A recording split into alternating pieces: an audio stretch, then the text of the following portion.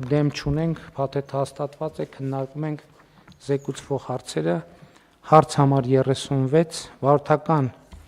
իրավունք ստանալու քննությունների ընթացակարգի փոփոխությունների մասին հարցը, զեկուցող ներքին գործերի նախարար Արփինե Սարգսյան, համեցեք տիկին Սարգսյան։ Շնորհակալություն, մեծարգո վարչապետ, հարգելի գործընկերներ, օրակարգային հարցով ներկայացված է կառավարության համապատասխան որոշման նախագիծ, որով առաջարկում ենք այս ոլորտում որոշ փոփոխություններ անել։ Մինչ փոփոխություններին անդրադառնալը ես ուզում եմ հատուկ ընդգծել այն հանգամանքը, որ հաշվառման քննական ծառայությունների շրջանակներում մենք անընդհատ շարունակում ենք երկխոսությունը քաղաքացիների հետ, պարոն վարչապետ, եւ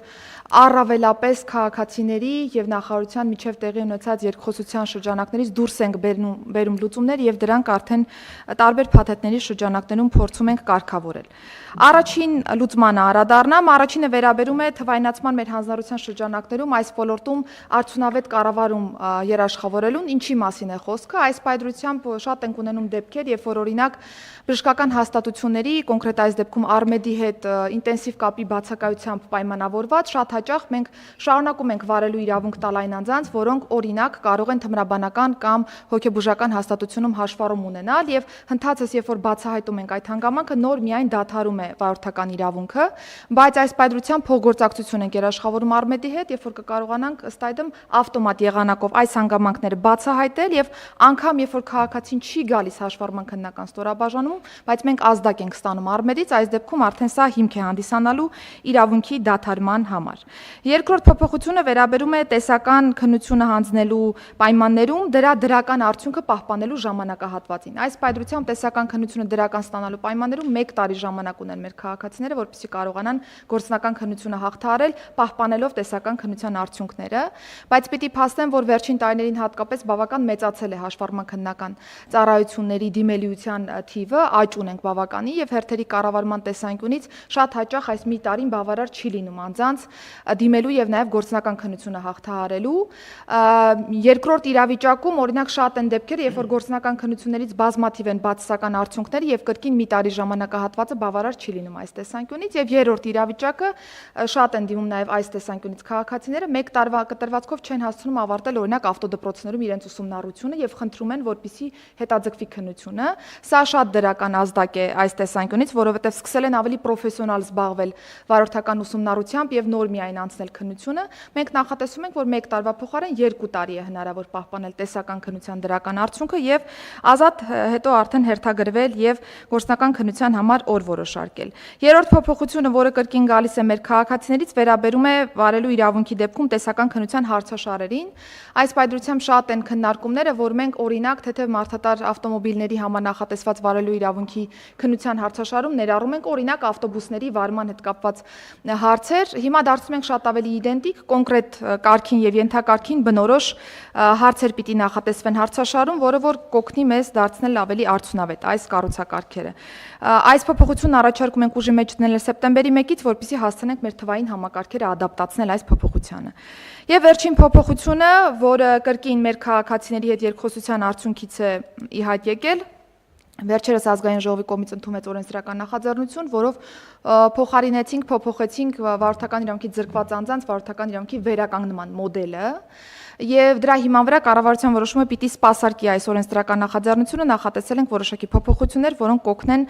իմպլեմենտացման փուլը սահուն անցկացնել։ Մեր քաղաքացիները շատ են հետաքրքրվում այս օրենսդրական նախաձեռնության ուժի մեջ մտնելու ժամկետով։ Ես ուզում եմ փաստել, որ հուլիսի 6-ից օրենսդրական նախաձեռնությունն ուժի մեջ է մտնում եւ մեր մնացյալ ընթացակարգերը, որոնք որ նախատեսված են, արդեն մտնում են process-ի մեջ եւ կարող են դիմել, իհարկե պահպանելով բոլոր ընթացակարգերը։ Շատ կարճ թերևս այսքանը, պարոն վարչապետ, շնորհակալ։ Լավ ասեցիք, որովհետեւ արդեն նամակներ եմ ստանում, ասում են, ընտրություններից առաջ բան խոստովիկ ընտրություններն անցամ մոռացաք, էլի խաբեցիք քաղաքացիներին եւ այլն։ Հիմա երբ է ուժի մեջ մտնում։ Հիմա հուլիսի 6-ից, պարոն վարչապետ, օրենսդրական նախաձեռնություն ուժի մեջ է մտնում եւ երկու իրավիճակ կարող ենք ունենալ։ Առաջինը, օրինակ, եթե հուլիսի 6-ի դրությամբ արդեն զրկման ժամկետը ավարտված լինի, անձանց 1 տարի ժամկետով, օրինակ զրկվել են, զրկման ժամկետը ավարտվել է, հուլիսի 6-ի օրը հենց կարող են դիմել մինչև 1 տարվա ընթացքում։ Կարող են անձինք Հայաստանում չլինել։ Այսինքն ուր պետք է դիմեն։ պիտի հերթագրվեն մեր on-line պլատֆորմով, օր վերցնեն կոնկրետ վարորդական իրավունքի վերականգնման համար եւ այցելեն հաշվառման քննական ստորաբաժանում, հիշենք, որ ունենք պետական турքի նախատեսում 50,000 դրամի չափով, պիտի արդեն տեղում կատարեն համապատասխան վճարումը եւ վարորդական իրավունքի վերականգնման հետ կապված եւս քննություն չեն տալիս, այս վերջին անգամ քննության։ Այո։ Շատ լավ, ես խնդրում եմ նաև իրազեկեք նախարարությունը թող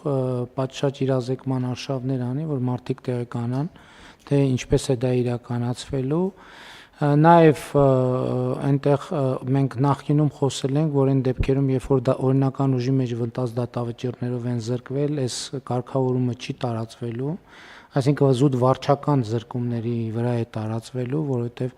օրենքով օրինական ուժի մեջ մտնած դատավճիռների դեպքում դա լուծելի չի, այն ժամանակ էլ մենք մարդկանց ասել ենք, բայց այդպիսի դեպքերը շատ չեն, 90%-ը ավելի, քան 90%-ը, չէ, ճիշտ եմ, չէ՞ հիշում։ Մնացած մասով էլ այդ թեմայով էլ իհարկե ես տասնյակ նամակներ եմ ստացել, եթե ոչ ավել, այդ բոլոր իրավիճակների, որը վերահասցեագրել են բոլոր նախարարին։ Իհարկե այստեղ կա երկու նրբություն։ Առաջինը ակնհայտ է, որ մենք պետք է ճանապարհային երթևեկության անվտանգությանը ավելի ու ավելի մեծ ուշադրություն դարձնենք եւ ունենանք սկզբունքային դիրքորոշում, որովհետեւ խոսքը մարդկանց կյանքերի մասին է։ Երկրորդը այդ նամակների բովանդակությանը ծանոթանալիս իրոք էլի գալիս ենք այն վերակենդանում են համոզմունքը, դե որ նախկինում այդ քննությունները, տեստերը եւ այլը տենց առանձնապես պրակտիկ նշանակություն չեն ունեցել եւ ընդհակառակը գուցե թե այդ տրամաբանությամբ էլ գրվել են, որ տենց հնարավոր էլ չլինի, որ մարդիկ գան հանգիստ վճարեն, բոլորը գոհ ու երջանիկ լինեն, բայց քանի որ մենք հիմա մտել ենք իրական քննությունների փուլ, մարդիկ կան, որ իրոք նկարագրում են իրավիճակներ, որ նայում ես, ասում ես, իրոք, ստեղ մի քիչ տրամաբանություն են չի, եւ ես դեռ ամիսներ առաջ նախարարին հանձնարարել եմ, որ մենք անընդհատ աշխատենք, որպեսզի այդ տեստերը, իրանց որակը, հարցերը, քննությունների ընթացքը բերենք տրամաբանական ճիշտ վիճակի, որ մեր անվտանգության համար մեզ անհրաժեշտ ստանդարտից ոչ մի միլիմետր ներքև չլինեն, բայց տրամաբանության շրջանակներից էլ դուրս չլինեն, բայց էդ էլ է պետք ասել, որ մենք այստեղ էլ զգուշ ենք, այնց չենք վերցնում, ուղղակի sense տողերով ջնջում, որ վերջում էլի կանգնենք նույն կոտրած տաշտակի առաջ եւ համբերատար պետքա այս process-ը սա մի որոշում է, բայց պետք է արձանագրենք, որ հավանականությունը մեծ է, որ սա վերջին այսպիսի որոշումը չի, որովհետև մենք անընդհատ պրակտիկ իրավիճակներից, այդ թվում քաղաքացիների արձագանքը, հական դեպքեր, որ նայում ենք, ասում ենք, հա, տենց էլ պետք է լինի, որովհետև պետք է լուրջ վերաբերվել, բայց կան դեպքեր, օրինակ այն ձեր նշած վերջին դեպքը, երբ որ մարդը գնացել է X մակարդակի կամ X որակավորման վարորդական իրավունք ձեռք բերելու, բայց մենք իրան մտցնում ենք մի փաթեթի մեջ, որ ինքը պետք է մի անգամից ավտոբուսի, չգիտեմ, վերամբարձ կռունկի եւ այլնի ստանդարտի հարցերի պատասխանի, մինչդեռ ինքը չի ուզում դա։ Հետևաբար այս հարցը պետք է բաժանել, եթե ուզում է, շատ լավ ուզում է, բայց մենք կանխավարկածով չասենք, որ դու այս շրջանակը պետք է բան անես, քննություն հանձնես, որ քեզ թույլ տանք սեդան մեքենա վարես, եւ կարծում եմ սա լավ բարեփոխում է, բայց ելի եմ ասում, մենք այն կանխավարկածով չենք, որ վերջ լուծեցինք այդ հարցը, եւ այն կանխավարկածով էլ չենք, որ ուղղակի պետքա բռնել տողերը ջնջել։ Պետքա հենց երկկողմ պետքա շատ խնամքով վերաբերվել, որպեսզի մենք նաեւ երթևեկության անվտանգության մեզ համար անհրաժեշտ եւ ցանկալի ստանդարտը կարողանանք պահել։ Խնդրեմ, պարոն Պապիկյան։ Շնորհակալություն, Տիկին Սարգսյան, դուք խոսեցիք Արմետ համակարգին միանալու կամ հասանելիություն ունենալու մասին։ Ինձ հետեւյալ հարցն է ուզում, արդյոք նախագծի շրջանակներում կարգավորվում է այն հարցը, որ պարտադիր ժամկետային զինծառայությունից տարբեր հիվանդություններով ազատված քաղաքացիները, ովքեր վարորդական իրավունք են ձեռք բերում կամ ձեռք են բերել, իմանան, որ այսուհետ այն հիվանդությունները, որոնք հակացուցված են, այսինքն վարորդական իրավունք ունենալու, օրինակ հոգեկան խնդիրներով, տարբեր աստիճանի տեսողության խնդիրներով կամ այլ հիվանդություններ, բայց նրանք ունենում են վարորդական իրավունք իրենց բոլոր հետևանքներով։ Սա մի կողմից բանակից զարտուղի ճանապարհով ազատվող մարդկանց համար կլինի դաս նաև, որ իրենք չեն կարող մեքենա վարել երբեք, եւ մյուս կողմից այն մարդիկ, ովքեր իրապես հիվանդ են, նրանք էլ կիմանան ուղղակի, որ իրենք մեքենա վարել չեն կարող։ Պարոն Պապիկյանը անդրադառնում է ասենց մի իրավիճակի, որ մենք հնդածս բացահայտեցինք, որ մարդիկ տարբեր հիվանդությունների պատճառաբանությամբ ազատվել են ժամկետային զինծառայությունից, եւ այդ հիվանդությունները անհամատեղելի են վարորդական, մեկ էլ տեսնում ենք այդ մարդիկ վարորդական իրավունք ունեն, ասում ենք, բայց ոնց, ուրեմն ստե մի բան այն չի։ Եվ հետեւաբար թվայնացումը ստեղ էլ այդ հարցը պետք է լուծի, եթե միտեղ արձանագրվել է, որ այդ խնդրեմը կա, այդ արդեն այդ անձի պրոֆիլում պետքա կարմիր լույսը վառի եւ ավտոմատ արգելք դրվի, որ այս մարդը չի կարող ունենալ, ասենք, վարորդական իրավունք, մինչև այս խնդիրը պարզաբանված չի։ Հիմի այս հարցերը այդ համատեքստում մենք կարող ենք լուծել։ Նախաձեռնություն ըստ էության բոլոր հարցերը փարատում է, պարոն Պապիկյան, այս մասով, որովհետև մեր խնդիրն էլ էր այդտեղից հենց գալիս, որովհետև տեսնում էինք, որ պարեկները հանդիպում են ճանապարհներին այնպիսի անձանց, ովքեր որ պլատֆորմով երևում են հոգեկան առողջական խնդիր ունեցող կամ թմրաբանական հաշվառում են ունեցել, բայց մինչ այդ պահը որևէ ձևով հասանելի չի դարձել նախարարության համապատասխան ստորաբաժանմանը տեղեկատվությանը, իսկ այս պայծրությամբ արդեն ավտոմատ ամբողջովին տվյալները կթվայնացվեն անընդհատ, Արմեդում երբ տվյալ գեներացվի, դա ավտոմատ մեզ հասանելի կդառնա եւ կարմիր ազդանշանի ճակերտավոր ասված հայտնաբերման դեպքում ավտոմատ կդադարի իրավունքը, եթե օրինակ այցելի այնպիսի անձ, ով մեր պատկերացմամբ որևէ խնդիր ունի առողջական, նույնիսկ Արմեդ, այսպես ասեմ, ուղեգրման ռեժիմով ազդակ ուղարկելու հարցել ենք դրել մեր առաջ, որպեսզի որևէ քաղաքացի տեսադաշտից բաց չմնա, անկախ նրանից, թե ինչ գործարքի համար է եկել նախարարություն։ Դե օրինակ թվայնացումը, երբ որ դիմադրության է հանդիպում, նաեւ այս կոռուպցիոն համակարգերի պատճառով է, որտեվ մարդը այն թղթային համակարգում պաշտպանության նախարարությունում բանա, ինքը ծայրահեղ ծանր հիվանդ է, ասենք ենթադրենք բանի ֆինանսների նախարարությունում ինքը կատարյալ առողջ է, սոցիալ նախարարությունում ինքը պատերազմի վետերան է, եւ դա չի երևում, որ ոչ միտեղ չի համադրվում։ Ունենք դες դեպքերը, ինչի եք ծիծաղում։ Թվայնացումը բերում եմ նույն դաշտի վրա, որ ոնց մի րոպե պետքա կողմնորոշվենք, ինքը կամ հիվանդ է, կամ առողջ է, կամ վետերան է, պետքա հասկանանք, չէ՞, այս ամեն ինչը։ Դրա համար էլ որ չենք հասկանում, լավ, այս ինչ դիմադրություն է, ինչի, որովհետև այնտեղ մեկը այն թուղթն է տվել, մյուսը այն թուղթը, երրորդ թուղթը։ Ու բոլոր իրենքն էլ գիտեն ինչի համար են տվել այդ թուղթը, ասում են, բա հոբ մի րոպե, այս որ բացվեց, ինչ ենք անելու մեզ։ Ավելի լավ է ուրեմն թող չլինի, ասենք, վայ, դա չի աշխատում, էս սենց է,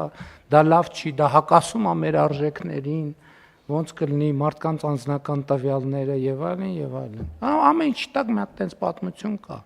Ինչին նայում ես, մի հատ տենց պատմություն կա։ Կան այլ դիտարկումներ։ Համեցեք։ Այդ դիմադրության հետ կապված հիմա էլ նորալիք առաջացել, որ Արմեդին չմիանալ է հիմնավորում են բանով, պետպատվերի եւ առողջապահության ապահովագրության հետ առնչություն չունենալով, բայց մենք դա կանխելու ենք։ Բացառված է, եթե ինչ-որ մեկը Հայաստանի Հանրապետությունում բուժ ծառայություն է մատուցում, անկախ ֆինանսավորման աղբյուրից ինքը պիտի միացած լինի։ Հակառակ դեպքում այս նույն մանիպուլյացիաները կգնան ուրիշ շերտ ու մենք էլի բաց կթողենք, էլի։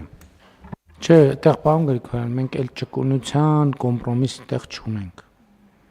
Պայմանը պետքա դնել ու շատ հստակ կարմիր գիծը քաշել։ Կամ ստեղես, էլ սենց բաներ չկա։ Եվ այսինքն նկատի ունեմ մենք բավարար չափով ինչքան պետքա խոսել ենք, բացատրել ենք, ներկայացրել ենք, լսել ենք, վերլուծել ենք եւ այլն։ Բոլոր ժամանակները սպառված են։ Պետքա գնալ արդեն լուծումների եւ արդեն այնտեղ որտեղ բավարար չափով խոսել, բացատրել ենք եւ չի ստացվել, ուրեմն պետքա գնալ կոշտ լուծումների եւ արմատական։ Շատ լավ, հարցը դրվում է քվեարկության, ովքեր են դեմ որոշման ընդունմանը։ Դեմ չունենք, որոշումն ընդունված է։ Քննարկում ենք հարց համար 13-ը նախադպրոցական ուսումնական հաստատությունների ֆինանսավորման կարգում